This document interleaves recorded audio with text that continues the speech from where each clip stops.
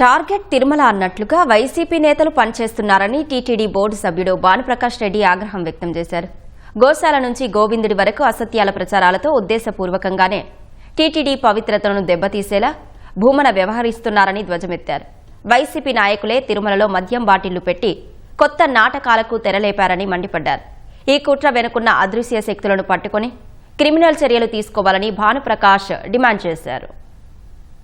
తిరుమలతో YCP నాయకులు పనిచేస్తున్నారు.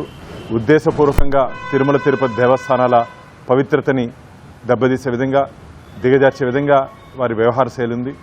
గోశాల నుంచి గోవిందుడి వరకు అసత్య అబద్ధపు ప్రచారాలతో భూమన కరుణాకర్ రెడ్డి గారు గత ఏడాదిగా తిరుమల ప్రతిష్టతని దిగజార్చే విధంగా వారు వ్యవహరిస్తున్నారు.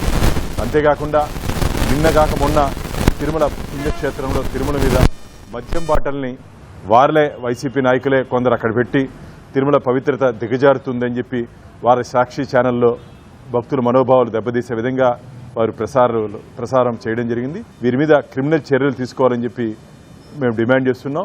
దాంట్లో సంబంధం ఉన్నటువంటి సాక్షి ఫోటోగ్రాఫర్ని, అలాగే వైసీపీ నాయకుల్ని సాక్ష్యాధారాలతో పోలీస్ అధికారులు వారిని అరెస్ట్ చేయడం జరిగింది.